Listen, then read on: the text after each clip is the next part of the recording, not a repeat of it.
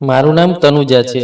આ વાર્તા મારા જીવનની છે, જે કદાચ કોઈ સ્વપ્ન જેવી લાગે, પરંતુ હકીકત તેનાથી પણ વધુ કડવી છે। હું ઈચ્છું તો પણ મારું બાળપણ ભૂલી ન શકતી નથી, કારણ કે દરેક દિવસ મારા માટે ઘા લઈને આવતો હતો। દરેક પળ એક બોજ બનીને મારા પર રહેતી, અને દરેક શ્વાસમાં ડર છુપાયેલું હતું। મારી મમ્મી એક સામાન્ય છોકરી હતી, હંમેશા ખુશ રહેતી, સપના જોતી, પરંતુ તેમના નસીબમાં સુખ લખાયું જ ન હતું। નાનાજીએ ઉતાવળમાં તેમના લગ્ન એવા વ્યક્તિ સાથે કરી દીધા, જેના વિશે તેમને કદાચ કંઈ ખબર જ ન હતું। બસ રીતસરનો રિવાજ થઈ ગયો, વિદાય થઈ ગઈ। મમ્મીના સપના હતા કે તેમનો પતિ તેમનો સહારો બનશે, તેઓ સાથે મળીને નવું ઘર વસાવશે, પરંતુ લગ્નના થોડા જ દિવસોમાં તે સપના તૂટી ગયા। પપ્પા એવા વ્યક્તિ હતા જે મારા માટે પિતા કહેવાને લાયક પણ નહોતા। લગ્ન બાદ તેમણે મમ્મી પર અત્યાચાર શરૂ કર્યા, બિનજરૂરી બૂમો પાડવી, મારપીટ કરવી, ક્યારેક એવી વાતો કરવી કે દિલ ધ્રુજી જાય। મમ્મી ઘણીવાર ચૂપ થઈ જતા, પોતાના આંસુ છુપાવી લેતા। હું જાણતી હતી કે તેઓ અંદરથી તૂટી રહ્યા હતા। પપ્પા કમાતા નહોતા, ન કોઈ રોજગાર, ન કોઈ જવાબદારી। મમ્મીના દહેજમાં જે આવ્યું, નાનાજીએ પ્રેમથી જે આપ્યું, બધું પપ્પાએ જુગાર રમીને ખતમ કરી દીધું। ઘરની કિંમતી વસ્તુઓ એક એક કરીને વેચાતી ગઈ, ક્યારેક ઘરેણાં, ક્યારેક કપડાં, જે મમ્મીએ મોટા અરમાનથી સાચવ્યા હતા, બધું ખતમ થવા લાગ્યું। અને મમ્મી આ બધું પોતાની આંખો સામે ખોવાતું જોઈ રહ્યા હતા। પરંતુ પપ્પાનો જવાબ હંમેશા કઠોર હતો, ચૂપ કર, તું સ્ત્રી છે, તને શું ખબર કે પુરુષોની રમતમાં શું થાય છે? આ પૈસા ફરી આવી જશે। મમ્મી ચૂપ થઈ જતા, પરંતુ તેમની આંખોમાં ડર અને દુઃખ સ્પષ્ટ દેખાતું હતું। હું નાની હતી, પરંતુ એટલી સમજ પડી ગઈ હતી કે ઘરમાં કંઈ ઠીક નથી। ઘણીવાર રાત્રે બૂમાબૂમના અવાજો આવતા, દરવાજાના ધડાકા સંભળાતા, અને મમ્મીના રડવાનો અવાજ કાનમાં ગૂંજતો। હું પથારીમાં પડી કાંપતી રહેતી, વિચારતી કે શું દરેક ઘર આવું જ હોય છે? શું દરેક પિતા પોતાની પત્નીને આવી રીતે મારે છે? મમ્મી માટે એકમાત્ર સહારો નાનાજી હતા, પરંતુ નાનીનું અવસાન પહેલેથી જ થઈ ચૂક્યું હતું। નાનાજી એકલા રહેતા હતા। જ્યારે પપ્પાએ તેમને પણ પરેશાન કર્યા, ત્યારે મમ્મી મને લઈને નાનાજીના ઘરે ચાલ્યા ગયા। નાનાજી ઈચ્છતા હતા કે અમે સુખથી રહીએ, પરંતુ તેમની વૃદ્ધાવસ્થાની નબળાઈ, હાથની કરચલીઓ અને આંખોની ભીનાશ બધું જ બયાન કરી દેતી। હું જાણતી હતી કે તેઓ અંદરથી તૂટી રહ્યા હતા।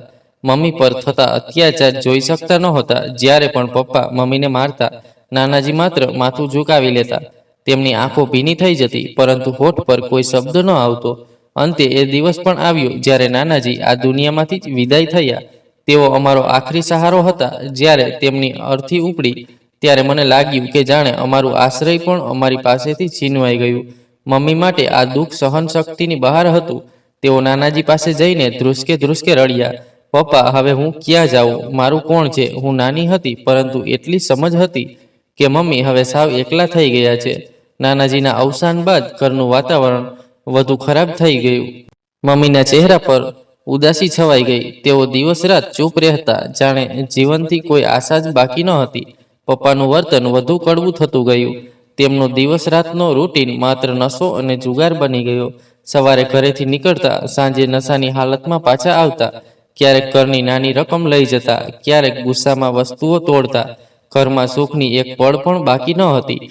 દરરોજ નવો તમાશો થતો। ક્યારેક પપ્પા ગુસ્સામાં મમ્મી પર બૂમો પાડતા, ક્યારેક નશાની હાલતમાં દરવાજા પર મારતા અને અંદર જઈને હોબાળો મચાવતા। મમ્મી મોટા ભાગે ચૂપ રહેતા। તેઓ જાણતા હતા કે એક શબ્દ બોલવાથી કેવું તોફાન આવી જશે। એક સાંજનું દ્રશ્ય મારી આંખો સામે હતું। પપ્પા ઘરે આવ્યા, હાથમાં દારૂની બોટલ અને આંખોમાં લાલાશ। આવતાની સાથે જ વાસણો દિવાલ પર ફેંકી દીધા। ખાવાનું કંઈ રાખ્યું નથી? મમ્મીએ ધીમેથી કહ્યું, પૈસા નહોતા। પપ્પાએ જોરથી થપ્પડ મારી। મમ્મીનો ચહેરો લાલ થઈ ગયો। મમ્મી આખો દિવસ ચૂપ રહ્યા। મેં ઓરડાના ખૂણામાં બેસીને બધું જોયું। દિલ ઈચ્છતું હતું કે મમ્મી પાસે જઈને તેમને સંભાળું, પરંતુ મારા નાના પગ પથ્થર બની ગયા। જ્યારે પણ પપ્પા બૂમો પાડતા, હું કાંપી જતી। બીજા દિવસે ફરી એ જ વાર્તા। પપ્પા જુગાર રમીને હારી ગયા હતા। આ વખતે તેમણે મમ્મીના કપડાં ઉઠાવીને વેચવાનો હુકમ કર્યો। આ બધી સાડીઓ ક્યાં દિવસ માટે રાખી છે, લઈને વેચી દે। મમ્મીએ રોકવાની કોશિશ કરી, આ મારા દહેજના કપડાં છે, એ વેચશો નહીં। પપ્પાએ મુક્કો મારીને કહ્યું, તારી ઓકાત દહેજના કપડાથી વધુ નથી। જા આ બધું લઈ જા અને મને પૈસા લઈ આવ. મમ્મી કંઈ બોલી શક્યા નહીં, બસ કપડાને છાતી સાથે ચાટીને રડવા લાગ્યા. આવા અનેક દિવસો પસાર થયા. ઘરમાં ક્યારેક સુખ ન રહ્યું. ઘણીવાર રાત્રે હું મમ્મીને જોતી તેઓ અંધારામાં બેસીને ચૂપચાપ પ્રાર્થના કરતા, એ ભગવાન, મારી દીકરીને બચાવજે, તેને મારા જેવું નસીબ ન આપજે. હું ચૂપચાપ સાંભળતી અને દિલમાં નક્કી કરી લેતી કે હું હંમેશા મમ્મીની સાથે રહીશ. પરંતુ પપ્પાનો અત્યાચાર વધતો ગયો. એક દિવસ તેમણે નશામાં મમ્મીને ઓરડાની વચ્ચે ઊભા રાખ્યા. હું તંગ આવી ગયો છું. જુગાર રમવા પૈસા જોઈએ. હવે કાં તો તું કોઈ કામ કર, નહીં તો હું તને ઉઠાવીને લઈ જઈશ. મમ્મીએ ગભરાઈને પૂછ્યું, શું મતલબ? મને ક્યાં લઈ જશો? પપ્પાની આંખોમાં અજીબ ચમક હતી. જ્યાંથી પૈસા મળશે? તું મારી પત્ની છે, તારે મારો હુકમ માનવો પડશે. મમ્મી એક પળ માટે સાવ ઠંડા પડી ગયા. તેમણે કાંપતા અવાજે કહ્યું, આ અત્યાચાર છે, હું આવું કંઈ નહીં કરું. પપ્પા ગુસ્સામાં બોલ્યા, તું ચાલ મારી સાથે, હમણાં ચાલ. અને તેમણે મમ્મીનો ખભો જોરથી પકડીને ખેંચવાનું શરૂ કર્યું. મમ્મીએ હાથ છોડાવવાની કોશિશ કરી, પરંતુ પપ્પાની પકડ મજબૂત હતી. હું આ બધું જોઈને સહમી ગઈ. મેં હિંમત કરીને કહ્યું, પપ્પા, મમ્મીને છોડી દો, તેઓ જવા નથી માંગતા. તેમણે મારી તરફ ગુસ્સાથી જોયું અને કહ્યું, ચૂપ કર, નહીં તો તને પણ સાથે લઈ જઈશ. હું ડરીને ચૂપ થઈ ગઈ. મમ્મીએ પોતાને છોડાવ્યા અને બોલવા લાગ્યા, થોડી શરમ કરો, હું તમારી પત્ની છું. પપ્પા હસવા લાગ્યા. પત્ની છે તો શું થયું? પત્ની પણ મારા હુકમની ગુલામ છે. અને યાદ રાખ, જો તું નહીં ગઈ તો આખા મહોલ્લામાં બૂમો પાડીશ કે આ સ્ત્રી બદચલન છે. પછી જો લોકો તને કેવી રીતે મોં બતાવવા દેશે. મમ્મીની આંખોમાં ડર ફેલાઈ ગયો. તે જાણતી હતી કે જો પાપા મહોલ્લામાં કંઈ બોલશે તો ઇજ્જત ખતમ થઈ જશે. તે રડતી રહી, હાથ જોડતી રહી, પણ પાપા ના રોકાયા. તેમણે કહ્યું, છેલ્લી વાર કહું છું, ચાલ મારી સાથે, નહીં તો કાલે બધાને કહી દઈશ. મારું દિલ ઝડપથી ધડકવા લાગ્યું. મેં પહેલી વાર અનુભવ્યું કે હવે પપ્પા ફક્ત મમ્મી માટે જ ખતરો નહોતા, તેઓ મારા માટે પણ ખતરો બની શકે છે. મેં મમ્મીના આંસુ જોયા અને દિલમાં અજાણી બેચેની ઉતરી ગઈ. પપ્પાની ધમકીઓનો સાયો ઘરમાં હંમેશા ફરતો રહેતો.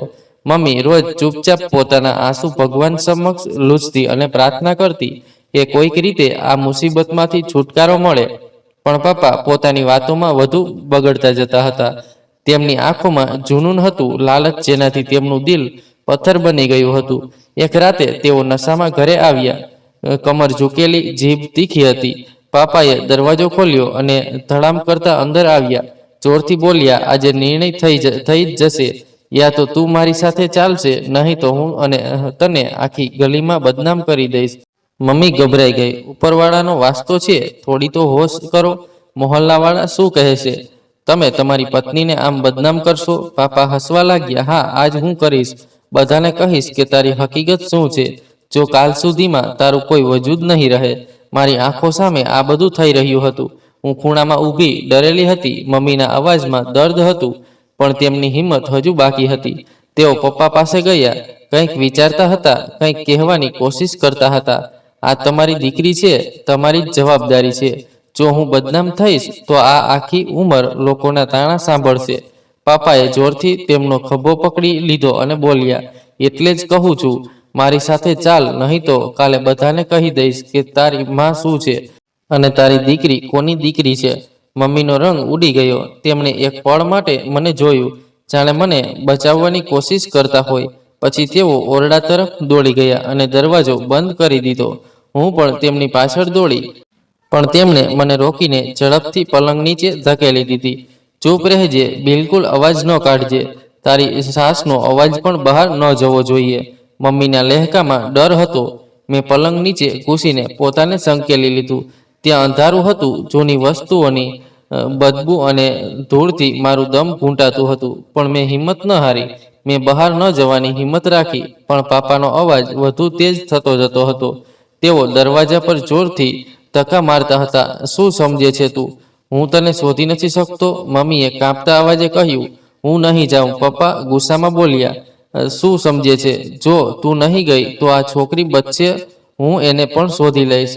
હું ડરથી થંભી ગઈ. મારી સાંસો ઝડપી થઈ ગઈ. દિલ એટલું જોરથી ધડકતું હતું કે જાણે પાપાને સંભળાઈ જશે. થોડી જ વારમાં દરવાજો તૂટવાનો અવાજ આવ્યો. પાપા અંદર ઘૂસી આવ્યા. તેમના પગલાઓ અવાજ નજીક આવતો હતો. હું પલંગ નીચે છુપાયેલી હતી, માથા પર પરસેવો ઝરતો હતો. પાપા મમ્મી પાસે પહોંચ્યા અને તેમના પર બૂમો પાડવા લાગ્યા. તારી હિંમત કેવી રીતે થઈ મારા હુકમની વિરુદ્ધ જવાની? મમ્મી રડતા બોલી, હું તમારી પત્ની છું, કોઈ ગુલામ નથી, ઇજ્જત વગર જીવી નથી શકતી. પપ્પાએ જોરદાર થપ્પડ મારી કહ્યું, ચાલ હમણાં તૈયાર થઈ જા. મમ્મીએ મિન્નતો કરી, હું આ બધું નથી કરી શકતી, ઉપરવાળાના વાસ્તે મને મજબૂર ન કરો. પપ્પા દરિંદગીના અંદાજમાં બોલ્યા, તે વિચાર્યું જો તું નહીં ગઈ તો હું શું કરીશ? હું આખી ગલી ભેગી કરીશ અને બધાને કહીશ કે તારી માં બદચલન છે. પછી જો કોઈ તને દીકરી કહીને નહીં બોલાવે. મમ્મીનો રંગ ઉડી ગયો. તે જાણતી હતી કે પાપા પોતાની વાત સાચી કરી બતાવશે. ઇજ્જત બધું હતું, પણ તેને બચાવવું અશક્ય લાગતું હતું. તેમણે મારી તરફ જોયું. હું પલંગ નીચે બેઠેલી સહમી ગઈ હતી. મારા કાનમાં ફક્ત પાપાના શબ્દો ગૂંજતા હતા, દીકરીને પણ લઈ જઈશ. મમ્મીએ પોતાને સંભાળ્યા અને તૈયાર થઈ ગઈ.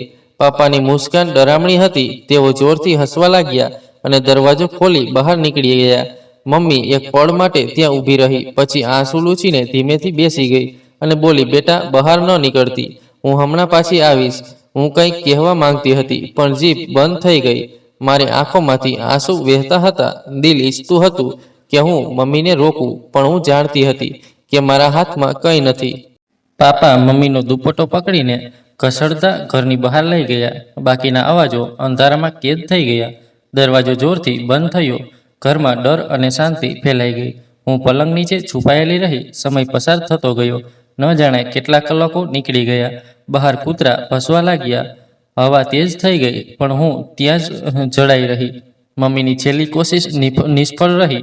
તેઓ પોતાની ઇજ્જત બચાવવામાં હારી ગયા અને હું બધું જોવા માટે મજબૂર હતી.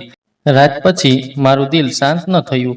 ઘર આખી રાત શાંત રહ્યું. ક્યારેક બહારથી કોઈ પગલાંનો અવાજ આવે તો દિલ ઉછળી પડતું. મોહલ્લાના કૂતરા ભસે તો લાગતું કે પાપા અને મમ્મી પાછા આવ્યા, પણ તે ફક્ત અવાજો હતા.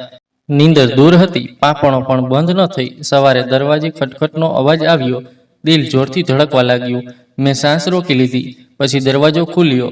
પપ્પા અંદર દાખલ થયા. હાથમાં કડકડતી નોટો હતી. તેઓ આરામથી ગણતા હતા. આંખોમાં સુરખી અને ચહેરા પર જીતની મુસ્કાન. મમ્મી તેમની પાછળ આવી. હું પલંગ નીચેથી ડોકું કરતા જોયું તો દિલ હળવું થયું. તેઓ બિલકુલ થાકેલા દેખાતા હતા. આંખો સૂજેલી, દુપટ્ટો જમીન પર પડેલો અને કમર ઝૂકેલી હતી. તેઓ બિન બોલીએ સીધા બાથરૂમમાં ચાલ્યા ગયા. પાપાએ મને પલંગ નીચેથી બહાર નીકળતા જોયું તો હસવા લાગ્યા. નોટો લહેરાવતા બોલ્યા, જોયું, આ છે અસલી દુનિયા, પૈસા જ બધું છે. નોટો આમ તેમ ફેંકી દીધી અને બેફિકરી થઈને સૂઈ ગયા. તેમના નસકોરા થોડીવાર પછી ગૂંજવા લાગ્યા. હું ધીમે પગલે બાથરૂમની નજીક ગઈ. દરવાજો અડધો ખુલ્લો હતો. મમ્મી પાણીની નીચે ઊભી હતી. વારંવાર પોતાના હાથ ઘસી રહી હતી, જાણે કોઈ ગંદકી દૂર કરી રહી હોય. તેમના આંસુ વારંવાર વહી રહ્યા હતા, પણ તેમ છતાં તેઓ ઘસતી રહી. ઉપરવાળા મને માફ કરે. મારી આંખોમાંથી પણ આંસુ વહી રહ્યા હતા. મેં દરવાજો બંધ કરવાનો પ્રયત્ન કર્યો, જેથી તેમને થોડું સુકૂન મળે, પણ અંદરથી તેમની હેડકીઓ અવાજ સ્પષ્ટ સંભળાવા લાગ્યો. તેઓ વારંવાર પાણી રેડતી અને સાબુ ઘસતી. થોડીવાર પછી બહાર નીકળી. ચહેરો લાલ, આંખોમાં થાક. હું નજીક ગઈ. પછી ધીમેથી પૂછ્યું, મમ્મી તમે ઠીક છો? તેઓ એક ક્ષણ માટે થંભી ગયા. પછી મારો ચહેરો હાથમાં લઈને જોવા લાગ્યા. તેમની આંખોમાં અજીબ ખાલીપણું હતું. તેઓ બોલ્યા, બેટા પ્રાર્થના કરતી રહેજે કે ઉપરવાળો તારું નસીબ સારું કરે. મેં કહ્યું, મમ્મી પપ્પા તમને કેમ લઈ ગયા હતા? તેમ આટલા તૂટેલા કેમ છો? મમ્મીએ મારો સવાલ ટાળી દીધો. આ બધું ન પૂછ, બસ એટલું પ્રાર્થના કરે કે તારું જીવન મારા જેવું ન થાય. હું તેમની પાસે બેસીને તેનું માથું ચૂમ્યું અને હાથ દબાવ્યો. તેમના શબ્દો તેમના દિલનું ભારણ હતું, જે તેઓ મારા પર નાખવા નહોતા માંગતા. દરમિયાન પપ્પા કરવટ બદલતા ઊભા થયા અને જોરથી હસવા લાગ્યા. બોલ્યા, આ શું ડ્રામા લગાવ્યું છે? આ દુનિયાની રમત જ એવી છે. એક દિવસ આ છોકરી પણ શીખી જશે. મમ્મીએ ગુસ્સાથી તેમની સામે જોયું. બસ કરો આ બધું અને મને મારી હાલત પર છોડી દો. પપ્પાએ ઝેરીલા અંદાજમાં કહ્યું, હાલચાલ તો કાલે જોઈ લીધું છે. તારા પૈસા મળી ગયા ને? આ જ હકીકત છે. આ સિલસિલો નહીં રૂકે. મમ્મી વધુ ઝૂકી ગયા, કંઈ બોલી ન શક્યા. મેં પહેલી વાર અનુભવ્યું કે પપ્પા માત્ર જાલિમ નથી, પણ એવા માણસ છે જેનું દિલ પથ્થર બની ગયું છે. તેમણે ઇજ્જતની પરવાહ ન કરી. રિશ્તાઓની કોઈ કિંમત નહોતી. બપોર સુધી મમ્મી ફરી બાથરૂમ ગયા. એ જ હાલત, પાણીની છપ અને હોઠ પરથી નીકળતો અવાજ. હું બહાર બેસીને વિચારતી રહી કે એવું શું છે જે મમ્મીને અંદરથી કાપી રહ્યું છે. તેઓ વારંવાર રડે છે પણ સુકૂન નથી મળતું. સાંજે તેઓ મારી પાસે આવ્યા. મેં જોયું તેમના હાથ કાંપી રહ્યા હતા. તેમણે ધીમેથી કહ્યું, યાદ રાખજે, તારી ઇજ્જત જ બધું છે. જો દુનિયાની કોઈ વસ્તુ ચાલી જાય તો જવા દે, પણ તારી ઇજ્જત ન ગુમાવવી. હું તેમની સામે જોઈ રહી. શું કોઈ તમારી ઇજ્જત છીનવી રહ્યું છે? ના. તેમની આંખોમાંથી ફરી આંસુ વહી નીકળ્યા. તેઓ ચૂપ રહ્યા અને મને છાતી સાથે ચાંપી લીધી. મમ્મીના શરીર અને આત્મા પર તે પહેલી રાતે એક ડાઘ છોડી ગયો હતો જે મટવાનું નામ નહોતું લેતું. પણ આ ડાઘ માત્ર એક રાતનો નહોતો. ધીમે ધીમે પપ્પાનું રોજનું મામૂલ બની ગયું. સવારે તૈયાર થઈને મમ્મીને હુકમ આપે અને સાંજે પાછા આવીને નોટો ગણવા બેસી જાય. જાણે આ બધું જીવનનો હિસ્સો હોય. દરેક દિવસ મારા માટે નવી મુશ્કેલી હતી. સવારે આંખ ખોલું તો પપ્પાને અવાજ ગુંજે, ઉઠો, તૈયાર થાઓ, સમય બગાડો નહીં. મમ્મી ચૂપચાપ દુપટ્ટો ઓઢીને પાછળ ચાલવા લાગે. જતી વખતે હંમેશા મારી તરફ જુએ, જાણે કહેતી હોય, મારી પ્રાર્થના તારી સાથે છે બેટા. એક દિવસ સવારે પપ્પા મોટા અવાજે બોલ્યા, આજે મોટું કામ છે. રઈસના ઘરે મહેમાનો વધુ છે. આજે પૈસાનો વરસાદ થશે. મમ્મીએ ધીમેથી કહ્યું, આ બધું ક્યાં સુધી ચાલશે? મારો દમ ઘૂંટાય છે. પપ્પા ગુસ્સાથી જોવા લાગ્યા. બોલ્યા, જીભ બંધ રાખ. આ બધું તારા રડવાથી નહીં રોકાય. હું ખૂણામાં ઊભી રહી. ઈચ્છતી હતી કે મમ્મી પાસે જઈને તેમને રોકું, પણ હિંમત ન થઈ. દરવાજો બંધ થવાનો અવાજ સાથે મારું દિલ પણ બંધ થઈ ગયું. રાતે બંને પાછા આવ્યા. પપ્પાના પગલાં હળવા હતા, ચહેરા પર ખુશી, નોટો ગણતા અને ચૂપચાપ હસતા. આજ છે જીવન, પૈસા જ બધું છે, કહેતા નોટો મમ્મીની સામે લહેરાવી. મમ્મી ચૂપચાપ સીધા બાથરૂમ ગયા. કલાકો સુધી પાણી વહેતું રહ્યું. વારંવાર સાબુ ઘસતા, વારંવાર ઉપરવાળા સામે ઝૂકતા. હું દરવાજા પાસે જઈને સાંભળતી. તેઓ શું બોલી રહ્યા હતા? તેમના હોઠ પરથી શબ્દો નીકળ્યા, ઉપરવાળા, મને માફ કર, મારી દીકરીને બચાવજે. હું જાણતી હતી કે તેઓ ગુનાહનું ભારણ પોતાના પર નહીં પણ તકદીર પર નાખી રહ્યા હતા. તેમની પાસે કોઈ રસ્તો નહોતો. પોતાની ઇજ્જતનો સોદો પપ્પાના હુકમ અને ધમકીથી કરી રહ્યા હતા. એક દિવસ બપોરે પપ્પા ઘરે આવ્યા. નશામાં નહોતા. અજીબ ગર્વ સાથે બોલ્યા, જોયું, લોકો મને કેટલી ઇજ્જત આપે છે. બધા કહે છે પત્ની હસીન છે, એની ઇજ્જત લઈને પૈસા કમાય છે. મમ્મીએ આંખોમાં આંસુ સાથે કહ્યું, આ ઇજ્જત નથી, બેઇજ્જતી છે. પપ્પા બોલ્યા, બેઇજ્જતી? પેટ નથી ભરતી. આજકાલ પૈસા જ બધું છે. મેં મમ્મીને જોયું. તે દિવસે પહેલીવાર ગુસ્સામાં મમ્મી બોલ્યા, આ પૈસા આપણા માટે નથી, આપણા મોતના સામાન માટે છે. ઉપરવાળો જોશે, એક દિવસ બધાનો હિસાબ થશે. પપ્પા હસવા લાગ્યા. બોલ્યા, જ્યારે થશે ત્યારે જોઈશું. હમણાં માટે ચૂપ કર, તૈયારી કર. મારી નાની આંખો સામે બધું રમત બની ગયું. સવારે મમ્મીને લઈ જવું, સાંજે પૈસા લાવવા, રાતે ખાવું અને પછી તેમની હેડકીઓ સાંભળવી. બીજા દિવસે ફરી એ જ બધું. દિવસ અને રાતનો ફેર ભૂલી ગઈ. મને લાગતું હતું કે કદાચ જીવનનો મતલબ આ જ છે. હું દરેક રાતે બીછાને લેટીને ઉપરવાળા સાથે પ્રાર્થના કરતી, મારી મમ્મીને બચાવજે ઉપરવાળા, મને આ મુશ્કેલીથી દૂર રાખ. મારા નાના દિલને લાગતું હતું કે કદાચ પ્રાર્થનાથી કંઈક બદલાઈ જશે. પણ દિવસો અને રાતો એ જ રહ્યા. એક સાંજે મેં જોયું, મમ્મી પોતાના કપડાં ધોઈ રહ્યા હતા. તેઓ કપડાં એવી રીતે ઘસી રહ્યા હતા જાણે કોઈ ઊંડી ગંદકી મટાડવા માંગતા હોય. મેં કહ્યું, મમ્મી, તમે કપડાં કેમ આટલું ધોઈ રહ્યા છો? તેમણે મારી તરફ જોયું અને ચૂપ થઈ ગયા. થોડીવાર પછી બોલ્યા, બેટા, આ બધું ન પૂછ, બસ પ્રાર્થના કરતી રહેજે, ઉપરવાળો તને સંભાળી લેશે. હું તેમની નજીક બેસી રહી. તેઓ વારંવાર કપડાં પર પાણી રેડતા, ધીમે ધીમે પોતાને ધોઈ રહ્યા હતા. પણ રોજની મુશ્કેલી પોતાની જગ્યાએ કાયમ હતી. એક રાતે બધું બદલાઈ જનારો ક્ષણ આવ્યો જેણે મારી આત્માને પણ હચમચાવી દીધી. પપ્પા રોજની જેમ પાછા આવ્યા. આ વખતે તેમની હાલત પહેલા કરતાં વધુ બગડેલી હતી. આંખોમાં ડરામણો અહેસાસ, જીભ પર કડવાશ, હાથમાં ગુસ્સાની આગ, જાણે તોફાન લઈને આવ્યા હોય. મમ્મી તેમની સામે ઊભા હતા અને હવે બધું સહન કરવાની કિનારે પહોંચી ગયા હતા. પપ્પા આવતા જ બૂમો પાડવા લાગ્યા. કહ્યું હતું ને કે મારી સાથે ચાલવું પડશે. મમ્મીએ પહેલીવાર સંપૂર્ણ હિંમતથી જવાબ આપ્યો, બસ હવે નહીં. હું મારી ઇજ્જતને દાગદાર નહીં થવા દઉં. પપ્પાનો ચહેરો બદલાઈ ગયો. તેઓ ગુસ્સે થઈ ગયા. અવાજમાં રોષ હતો. બોલ્યા, તું શું સમજે છે? તારી હિંમતથી ઘર ચાલે છે? પૈસા ક્યાંથી આવે છે ખબર છે? મમ્મીએ કહ્યું, પૈસા ન આવે તો ન આવે. હું મારું લોહી પી લઈશ, પણ આ કામ નહીં કરું. ઇજ્જત જ બધું છે. પપ્પા જોરથી હસવા લાગ્યા. ઇજ્જતથી પેટ નથી ભરાતું. જો તું નહીં જાય તો હું તને લઈ જઈશ. પછી જો તું તારી દીકરીનું જીવન ક્યારે સંભાળી નહીં શકે. આ શબ્દો સાંભળીને મમ્મીનું દિલ ધ્રુજી ગયું. હું ખૂણામાં ઊભી રહીને કાંપવા લાગી. પરસેવાથી ભીંજાઈ ગઈ. મમ્મીએ એક ક્ષણ માટે મારી તરફ જોયું. તેમની આંખોમાં ડર અને દર્દ બંને હતા. પપ્પા આગળ વધ્યા, પણ મમ્મીએ ઝડપથી દરવાજો બંધ કરી દીધો. પછી ઝડપથી મારી પાસે આવી અને મારા બંને ખભા પકડીને કહ્યું, બેટા, બેડની નીચે સંતાઈ જા. શ્વાસ પણ દબાવી રાખજે. અવાજ ન નીકળે. મેં કહ્યું, મમ્મી, તમે ક્યાં જાઓ છો? તેમણે મારા હોઠ પર હાથ મૂકી દીધો. ચૂપ રહેજે બેટા, આ સવાલ પૂછવાનો સમય નથી. હું બેડની નીચે સંતાઈ ગઈ. દિલ ઝડપથી ધડકી રહ્યું હતું. હું ઝડપથી સંતાઈ ગઈ. મમ્મીએ છેલ્લી નજર મારા પર નાખી અને ઉપરવાળા સાથે પ્રાર્થના કરવા લાગ્યા. મને આશીર્વાદ આપ્યા. પપ્પાના પગલાંની ધમક સંભળાઈ. તેઓ દરવાજા પર ધડામ ધડામ થપ્પડો મારવા લાગ્યા. દરવાજો ખોલ, તને લાગે છે હું ડરી જઈશ? મમ્મીએ હિંમતથી બોલ્યા, મેં કહ્યું હતું ને, હું હવે નહીં જાઉં. તું ગમે તે કર. પપ્પા જોરથી હસવા લાગ્યા. તારી ઓકાત જોઈશ. તું સમજે છે કે તું તનુજાને સંતાડી લેશે? હું તેને શોધી કાઢીશ. હું બેડની નીચે સંતાઈને બધું સાંભળી રહી હતી. મારું દિલ ધડકતું હતું, પણ મમ્મીની વાત માનીને હું ચૂપ રહી. મેં મોં પર હાથ રાખી લીધો, જેથી અવાજ બહાર ન નીકળે. થોડી ક્ષણોમાં દરવાજો જોરથી ખુલ્યો. પપ્પા અંદર આવ્યા. પગલાં ઝડપી હતા.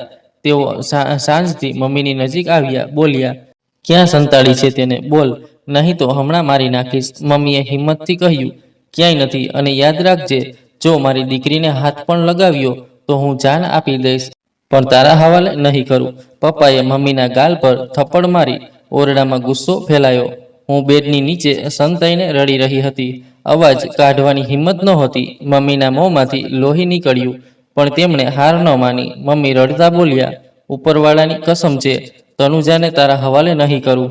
પપ્પા ગુસ્સામાં મુક્કા મારવા લાગ્યા. બોલ્યા, તું નહીં જાય તો હું તેને લઈ જઈશ. આ મારો ફેસલો છે. મમ્મીએ ઝડપથી ચાદર અને કપડાં પહેરી લીધા. આંખોમાં આંસુ હતા, પણ ચમક પણ હતી. તેમણે કહ્યું, ઠીક છે, હું જાઉં છું, પણ યાદ રાખજે, આ બધું તારી બેઇજ્જતી છે. ઉપરવાળાને જવાબ આપવો પડશે. પપ્પા હસ્યા અને તેમને ખેંચીને બહાર લઈ ગયા. દરવાજો જોરથી બંધ થયો. હું નીચે બેઠી રહી. અંધારું છવાઈ ગયું. દિલમાં એક જ પ્રાર્થના, ઉપરવાળા, મારી મમ્મીને બચાવજે, મને પણ સુરક્ષિત રાખ. તે રાત પછી મમ્મી અંદરથી તૂટી ગયા. દર વખતે પપ્પાના હુકમ પર જવા છતાં તેઓ નબળા થતા ગયા. ચહેરા પર તાકાત બાકી ન રહી. દિવસે ચૂપચાપ રહેતા. રાતે આકાશ તરફ જોઈને માથું ઊંચું કરતા. હું તેમની પાસે બેસીને કંઈ બોલી ન શકી. એક સાંજે મમ્મી ઘરે આવ્યા. પગલામાં દર્દ હતું. તેમણે મને નજીક બોલાવી. ધીમેથી કહ્યું, બેટા, મને અજીબ દર્દ થાય છે. છાતીમાં ભારેપણું લાગે છે. હું ગભરાઈ ગઈ. મમ્મીનો હાથ પકડી લીધો. મમ્મી, હું પાણી લાવું? તેમણે કહ્યું, પાણી નહીં, બસ મારા માટે પ્રાર્થના કર. તેમનો અવાજ નબળો હતો. રાતનો સમય હતો. મેં મમ્મીને બિછાને સુવડાવ્યા. હું તેમની સાથે ઊભી હતી. તેઓ વારંવાર મને પકડીને રડતા. ઉપરવાળાનું દર્દ સહનશક્તિથી બહાર હતું. મેં પૂછ્યું, કોને બોલાવું? તેમણે ધીમેથી કહ્યું, કોઈને ન બોલાવો. પપ્પાને ન કહે. હું તેમની આંખોમાં જોઈ રહી હતી. તેમણે ધીમેથી કહ્યું, બેટા, મારા નસીબમાં સુકૂન નહોતું, પણ તું મજબૂત રહેજે. પપ્પા અંદર આવ્યા. તેમણે મમ્મીને બિછાને પડેલા જોયા. બોલ્યા, આ શું તમાશો લગાવ્યો છે? મમ્મીએ ગુસ્સાથી કહ્યું, દેખાતું નથી? મને ખૂબ દર્દ થાય છે. પપ્પા બોલ્યા, આ ડ્રામા છે. કાલ સુધી બધું ઠીક થઈ જશે. મમ્મીએ દર્દથી આંખો ખોલી અને કહ્યું, તારા દિલમાં પણ ઇન્સાનિયત જાગે. પપ્પાએ ગુસ્સાથી ચાદર ખેંચી. બોલ્યા, વધુ બોલીશ તો વધુ ખરાબ થશે. હું પપ્પા પાસે ઢળી પડી. મમ્મી માટે કંઈક કરો, ડૉક્ટરને બોલાવો. પપ્પાએ મને ઝટકો આપ્યો. ડૉક્ટર માટે પૈસા જોઈએ, અને પૈસા ક્યાં છે? કાલે જ ખતમ થઈ ગયા. પછી તેમણે નોટો ફેંકી દીધી, જાણે કંઈ થયું જ ન હોય. મમ્મીની હાલત મારા માટે અસહ્ય હતી. તેઓ વારંવાર છાતી પર હાથ મૂકતા, ક્યારેક આગળ ઝૂકતા, ક્યારેક નીચે લેટતા. મેં મારા હાથ તેમની છાતી પર મૂક્યા, જાણે દર્દ રોકવાનો પ્રયત્ન કરતી હોઉં. મમ્મી, કંઈક તો બોલો. મારો અવાજ તૂટી રહ્યો હતો. મમ્મીએ કાનમાં કહ્યું, જો હું ન રહું તો પોતાને એકલું ન સમજતી. ઉપરવાળો તારી સાથે છે. હું આંસુ રોકી ન શકી. મમ્મી, તમે શું કહો છો? મને છોડીને ન જઈ શકો. ને તેમનો ચહેરો હાથમાં લીધો. મારો આશીર્વાદ તારી સાથે છે. હું ઈચ્છું છું કે તારું નસીબ રોશન થાય. તેમની આંખો ઉપર તરફ ઉઠી ગઈ. શ્વાસ ફૂલવા લાગ્યા. મેં જોરથી તેમના ખભા હલાવ્યા. મમ્મી, જાગો પ્લીઝ, મને છોડીને ન જાઓ. પણ તેઓ પાછા બોલ્યા નહીં. થોડી ક્ષણો પછી તેમના શ્વાસ બંધ થઈ ગયા. આંખો બંધ થઈ ગઈ. હું ફૂટી ફૂટીને રડી. હું બેડની નીચે બેસી રહી. અવાજ કાઢવાની હિંમત નહોતી. મમ્મીના મોંમાંથી લોહી નીકળ્યું, પણ તેમણે હાર ન માની. તેમણે રડતા કહ્યું હતું, ઉપરવાળાની કસમ છે, તનુજાને તારા હવાલે ક્યારેય નહીં કરું. હું નીચે બેસી રહી. અંધારું છવાઈ ગયું. દિલમાં એક જ પ્રાર્થના, ઉપરવાળા, મારી મમ્મીને બચાવજે, મને સુરક્ષિત રાખ. તે રાત પછી મમ્મી અંદરથી તૂટી ગયા. દર વખતે પપ્પાના હુકમ પર જવા છતાં નબળા થતા ગયા. ચહેરા પર તાકાત બાકી ન રહી. દિવસે ચૂપ રહેતા, રાતે આકાશ તરફ જોઈને માથું ઊંચું કરતા. હું તેમની પાસે બેસીને કંઈ બોલી ન શકી. થોડા જ દિવસોમાં ઘરની દિવાલો પર ડર છવાઈ ગયો. મારી આંખોમાં હજુ પણ મમ્મીની છેલ્લી ક્ષણોની યાદ તાજી હતી. જ્યારે પણ હું આંખો બંધ કરતી, તેમનો થાકેલો અવાજ સંભળાતો, બેટા, મજબૂત રહેજે, ઉપરવાળો તને પોતાની હિફાજતમાં રાખશે. પણ આ અવાજ મને હિંમત આપવાને બદલે અંદરથી તોડી નાખતો. ઘરમાં સન્નાટો હતો. પપ્પા પોતાની જૂની આદતો ફરીથી શરૂ કરવા લાગ્યા. નોટો ગણતા, હાથ મારતા, બડબડતા. બધું ખતમ થઈ ગયું. જે હતું તે મમ્મીનો અંતિમ સંસ્કાર હતો. એક રાતે પપ્પા ઓરડામાં આવ્યા, ગુસ્સામાં બેઠેલા, આંખોમાં ચમક હતી. ધીમે ખુરશી પર બેસીને બોલ્યા, તને ખબર છે ઘર કેવી રીતે ચાલે છે? પૈસા ક્યાંથી આવે છે? ખાવા અને જીવવા માટે શું જોઈએ? મેં તેમના અવાજમાં કહ્યું, પપ્પા, હું હજી નાની છું, મને કંઈ ખબર નથી. પપ્પા જોરથી હસવા લાગ્યા. આજે તારા બહાના નહીં ચાલે. હવે તારી મમ્મી નથી રહી. હવે ધંધા પર તું જઈશ. મારા કાનમાં તેમના શબ્દો હથોડાની જેમ ગૂંજવા લાગ્યા. મેં તેમને જોયા. તેમણે હાથ મારીને કહ્યું, સાચું કહું છું, તારી મમ્મીની જેમ તું પણ પૈસા કમાઈશ. નહીં તો ભૂખે મરવા તૈયાર થઈ જા. મમ્મીના જવાથી ઘર જેવું ન રહ્યું. દરેક જગ્યાએ ચૂપકીદી છવાઈ ગઈ. દિવાલો પણ ખાલી લાગવા લાગી. જ્યારે હું આંખો બંધ કરતી, તો મમ્મીનો ચહેરો સામે આવી જતો. તેમની જરીઓવાળી મુસ્કાન, આંખોમાં ભરેલું સુકૂન, બધું એક ક્ષણ માટે જાણે જીવંત થઈ જતું. પણ આંખ ખોલતા જ બધું ગાયબ થઈ જતું અને ફક્ત એક એકલતા રહી જતી. હું ઘણીવાર ઓરડાના ખૂણામાં બેસીને મમ્મીની વાતો યાદ કરતી. મમ્મીએ જતા પહેલાં કહ્યું હતું, બેટા, મજબૂત રહેજે. હાલાત ગમે તેવા હોય, પોતાને ક્યારે હારવા ન દે. આ એક વાક્ય વારંવાર મારા કાનમાં ગૂંજતું. ક્યારેક રડતા રડતા થાકીને ઓશિકાથી મોં ઢાંકી લેતી, તો ક્યારેક છતને જોતા જોતા વિચારતી કે મમ્મીએ મને કેમ છોડી દીધી. મમ્મી વિના ખાવાનું બેસ્વાદ લાગતું, ઘરની રોશની ઝાંખી લાગતી અને દિલમાં એક અજીબ ડર હંમેશા રહેતો. રાતો સૌથી વધુ મુશ્કેલ હતી. જ્યાં પહેલાં મમ્મી સાથે બેસીને થપકી આપતા, ત્યાં હવે ફક્ત સન્નાટો હતો. ક્યારેક લાગતું જાણે મમ્મી હજુ પણ નજીક છે. હું ચૂપચાપ વાતો કરતી, જાણે મમ્મી સાંભળી રહ્યા હોય. હું કહેતી, મમ્મી, તમે નથી તો હું કેવી રીતે જીવીશ? અને પછી પોતાના આંસુ જાતે જ લૂંછી લેતી. રસોડામાં પગ મૂકતા જ દિલ ભારે થઈ જતું. મમ્મીના હાથની ચાની ખુશ્બુ હવે ફક્ત યાદોમાં હતી. જ્યારે જાતે બનાવવા જતી તો આંખોમાં આંસુ ભરાઈ આવતા. લાગતું જાણે મમ્મી કહેતા હોય, આમ નહીં બનાવાય બેટા. ધીમે ધીમે પણ મારી કોશિશમાં તે સ્વાદ ક્યારેય ન આવતો જે મમ્મીના હાથનો હતો. પઢાઈના પુસ્તકો હવે પુસ્તકો જ રહી ગયા. મમ્મી સાથે બેસીને ભણવું, તેમનું કહેવું કે સારા નંબર લાવવા છે, જેથી કાલે તું પોતાના પગ પર ઊભી રહી શકે. આ બધી વાતો દરરોજ મને સતાવતી. હવે પુસ્તકો ખોલું તો શબ્દો ઝાંખા થઈ જતા, કારણ કે આંસુઓથી પાના ભીંજાઈ જતા. સાંજે જ્યારે મહોલ્લાના બાળકો રમતા, ચીસો પાડતા, દોડતા, તો મને વધુ એકલતા ઘેરી લેતી. પહેલાં મમ્મી બારીએથી જોતા રહેતા, રમત પૂરી થઈએ પ્રેમથી દાંટતા, બહુ બહાર ન રહેતી. હવે તે બારી બંધ રહેતી અને હું પોતાને ઓરડામાં કેદ કરી લેતી. રાતનું અંધારું સૌથી વધુ ડરામણું હતું. મમ્મીની છાયા વિના સન્નાટો જાણે દિવાલોમાંથી નીકળીને દિલમાં ઉતરી જતો. હું ઘણીવાર મમ્મીની જૂની સાડી પાસે રાખીને સૂતી, જેથી થોડી ખુશ્બુ મળે. ક્યારેક ઊંઘમાં પણ લાગતું કે મમ્મી નજીક બેઠા છે, માથે હાથ ફેરવે છે. પણ આંખ ખુલતા જ દિલ વધુ ભારે થઈ જતું. ધીમે ધીમે મને અહેસાસ થવા લાગ્યો કે મમ્મી વિના જીવવું કેટલું મુશ્કેલ છે. પણ જ્યારે પણ હું તૂટવા લાગતી, તો મમ્મીનું તે છેલ્લું વાક્ય યાદ આવી જતું, બેટા મજબૂત રહેજે. આ એક વાક્ય મારી સાંસોની દોરી બની રહેતું. મમ્મીના જવાથી દિવસો તો કોઈ રીતે કપાઈ જતા, પણ રાતો જાણે ખતમ જ ન થતી. ઊંઘ આવે તો સપનામાં મમ્મીનો ચહેરો સામે આવી જતો, અને જ્યારે સપનામાંથી ઉઠતી તો બેચેની વધી જતી. મમ્મી વિના બીછાનું ખાલી લાગતું. હું ઘણીવાર મમ્મીની જૂની ચૂંદડી કે સાડી ઓશિકા નીચે રાખીને સૂતી, જેથી લાગે કે મમ્મી હજુ પણ નજીક છે. ક્યારેક રડતા રડતા ઓશિકું ભીંજાઈ જતું અને હું ચૂપચાપ કરવટ બદલતી લેતી. ઘરની દિવાલો જે પહેલાં હાસ્યની ખુશીના અવાજોથી ગૂંજતી, હવે ચૂપ થઈ ગઈ. મમ્મી જ્યાં સુધી હતા ત્યાં સુધી નાની નાની વાતો પણ મહત્વની રાખતી. જેમ કે શાકમાં મીઠું થોડું ઓછું થઈ જાય તો હસતા હસતા કહેતા, ચાલ બેટા રોટલી લઈ આવ, આપણે બંને સાથે ખાઈશું. પણ હવે મીઠું થોડું ઓછું કે વધુ થઈ જાય તો ગુસ્સો નહીં આવતો, બલકે ગહેરી ચૂપકીદી છવાઈ જતી. કારણ કે હવે યાદ આવતું કે મમ્મી હવે હસીને સમજાવનાર કોઈ નથી. સ્કૂલથી પાછા ફરતી વખતે પણ દિલ ભારે થઈ જતું.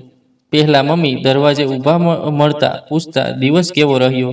હવે દરવાજો ખોલતા જ સન્નાટો મળતો. ઘરની સીડીઓ જાણે કાપવા દોડતી, જાણે આખું ઘર સવાલ પૂછતું હોય, તારી મમ્મી ક્યાં છે? અને મારી પાસે કોઈ જવાબ નહોતો. મહોલ્લાની સ્ત્રીઓ ઘણીવાર મારી સામે મમ્મીની વાતો કરતી, કહેતી, તારી મમ્મી કેટલી સારી હતી, હંમેશા બધાની મદદ કરતી. અને આ સાંભળીને મારું દિલ વધુ તૂટી જતું. ક્યારેક વિચારતી કે મમ્મી આટલી સારી હતી તો ઉપરવાળાએ તેમને આટલી જલ્દી કેમ બોલાવી લીધા. સૌથી વધુ તકલીફ ત્યારે થતી જ્યારે કોઈ બીજાને તેની મમ્મી સાથે જોતી. નાની છોકરી જ્યારે પોતાની મમ્મીનો હાથ પકડીને બજાર જતી તો મને મારી હાલત પર રડવું આવતું. લાગતું કે કાશ મારી મમ્મી પણ જીવતી હોત તો હું પણ આવી રીતે તેમનો હાથ પકડીને ચાલતી. ક્યારેક હું મમ્મીના ઓરડામાં જઈને તેમની અલમારી ખોલતી, કપડાં બહાર કાઢીને ઘણીવાર બેસી રહેતી, ખુશ્બુ શોધવાનો પ્રયત્ન કરતી. પણ ધીમે ધીમે તે ખુશ્બુ પણ ઉડવા લાગી અને તેની સાથે મારી હિંમત પણ તૂટવા લાગી. મમ્મી વિના મને અહેસાસ થયો કે જીવન કેટલું નિર્દય થઈ શકે છે. લોકો નજીક હોવા છતાં ખૂબ દૂર છે અને દિલની ખાલી પણ કોઈ ભરી શકતું નથી. મમ્મીની યાદો મને દરેક પળે ઘેરી રહેતી અને હું રોજ પોતાને સંભાળવાનો પ્રયત્ન કરતી, પણ અંદરથી તૂટી જતી. પણ મમ્મીના જવાથી પપ્પાનો અસલી રંગ સ્પષ્ટ દેખાવા લાગ્યો. શરૂઆત નાની નાની વાતોથી થઈ. પપ્પા મોડી રાત સુધી ઘરની બહાર રહેવા લાગ્યા.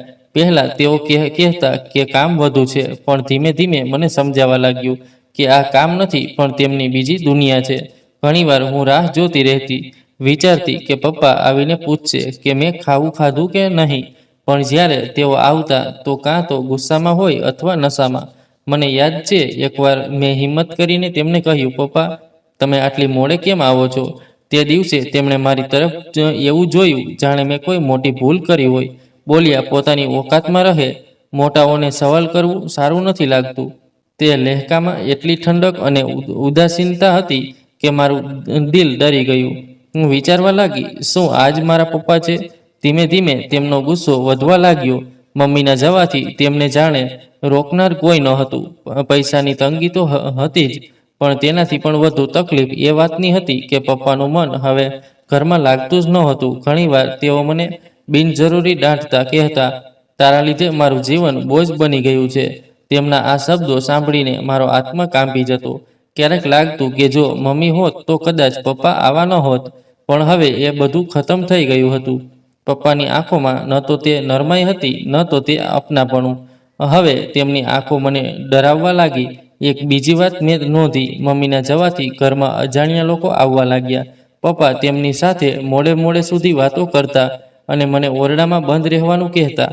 ઘણીવાર દરવાજાની ઝીણી ખાંચમાંથી મેં જોયું કે તેઓ પૈસા ગણી રહ્યા હોય. ક્યારેક મોટા અવાજે ઝઘડતા તો ક્યારેક ધીમે ધીમે કોઈ યોજના બનાવતા. મને સમજ નહોતી પડતી કે આ બધું શું છે, પણ એટલું તો ચોક્કસ લાગતું કે પપ્પા ખોટા રસ્તે ચાલી રહ્યા છે. હું રડતી હતી પણ કંઈ કહી શકતી નહોતી, ન કંઈ કરી શકતી. મારી પાસે ન મમ્મી હતા, ન કોઈ બીજો સહારો.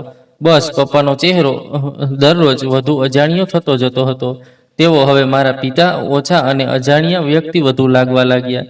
મેં કોશિશ કરી કે તેમની સાથે વાત કરું, પણ દર વખતે તેમની આંખોમાં જે ઉદાસીનતા અને ચીડ દેખાતી તે મને વધુ પાછળ ધકેલી દેતી. એકવાર સાંજે મેં ખૂબ હિંમત કરીને તેમની પાસે જઈને કહ્યું, પપ્પા ચાલો આજે આપણે બંને સાથે ખાવું ખાઈએ.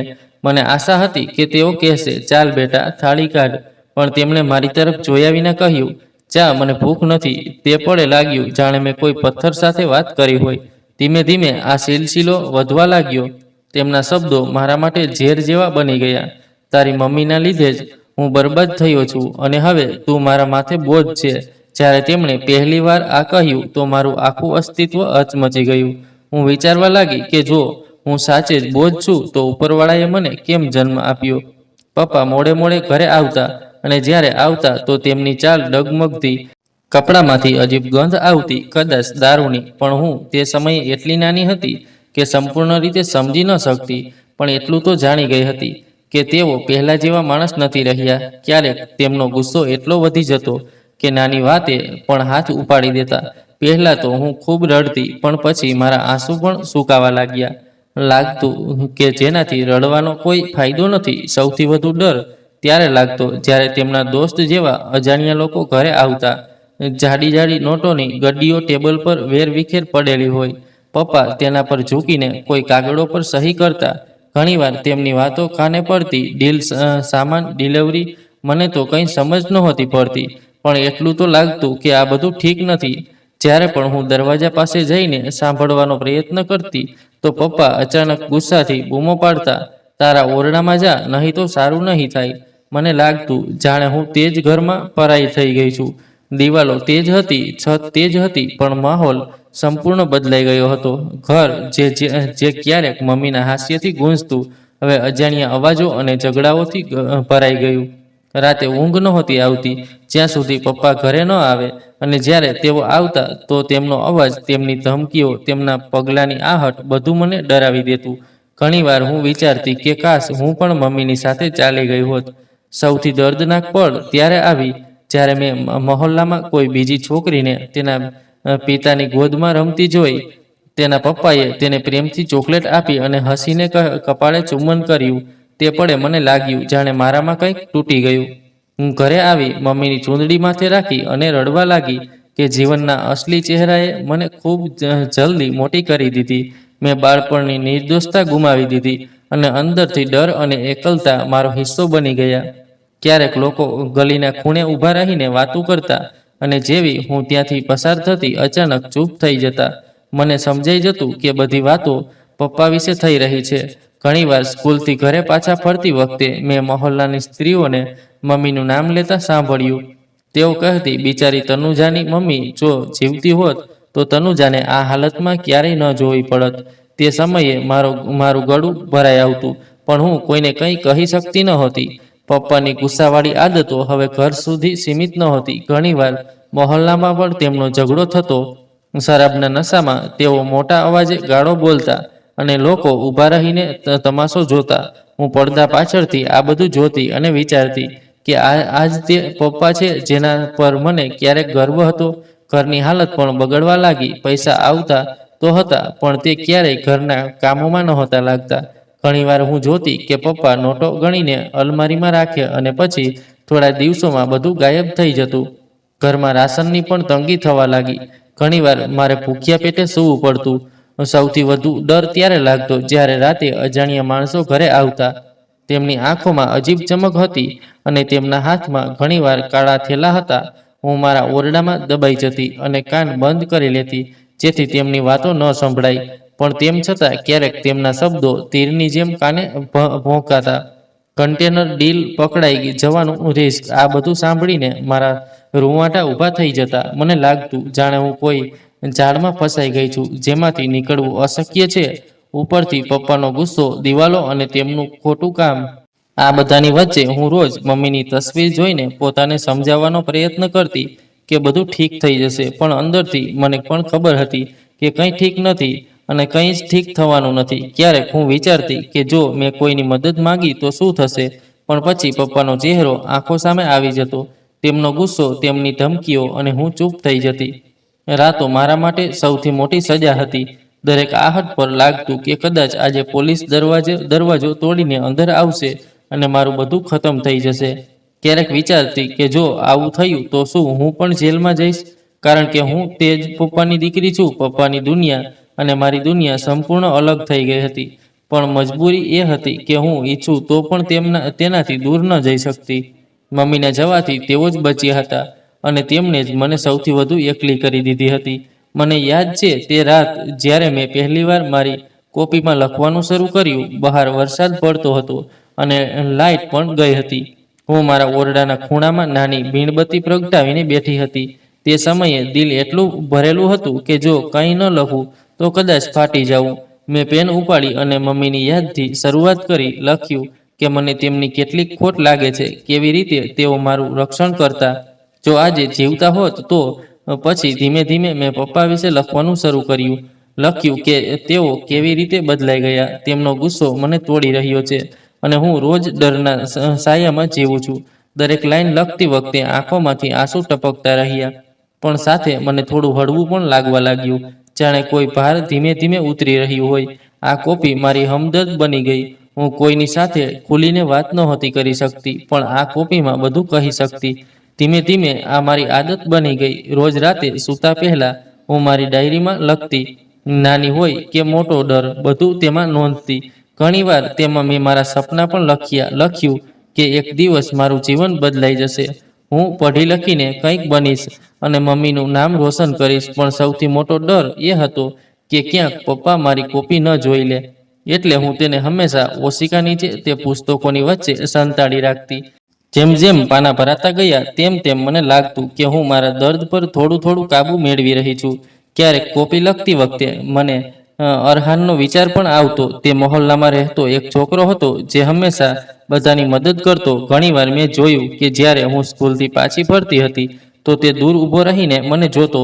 તેની નજરોમાં કોઈ અજીબ અપનાપણું હતું, જાણે તે કહેવા માંગતો હતો, તનુજા, તું એકલી નથી. પણ હું તેની સાથે ક્યારેય ખુલીને વાત ન કરી શકી. ડાયરીમાં મેં તેના વિશે પણ લખ્યું કે કાશ હું મારો ડર કોઈને કહી શકતી તો કદાચ સૌથી પહેલા અરહાનને જ કહેતી.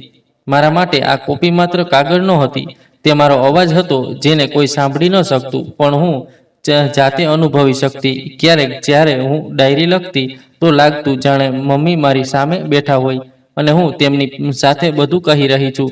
લખતા લખતા હું મારી જ લખેલી વાતો મોટેથી વાંચવા લાગતી અને પોતાના સવાલોના જવાબ જાતે આપવા લાગતી. જેમ કે, મમ્મી, તમે કેમ ચાલ્યા ગયા? અને પછી જાતે જ કહેતી, કદાચ ઉપરવાળાને તમને પોતાની પાસે બોલાવવા હતા. આવી પળોમાં આંખો વધુ ભરાઈ આવતી, પણ સાથે થોડું સુકૂન પણ મળતું કે ચાલો, કાગળ પર તો હું મમ્મી સાથે વાત કરી રહી છું. આ કોપીના દરેક પાના પર મારું દિલ વેરવિખેર પડેલું હતું. ક્યાંક ડર, ક્યાંક એકલતા, ક્યાંક ગુસ્સો અને ક્યાંક નાની સી આશા. ઘણીવાર મેં પપ્પાના ગુસ્સા વિશે પણ લખ્યું. પપ્પા, તમે કેમ ભૂલી ગયા કે હું પણ તમારી દીકરી છું?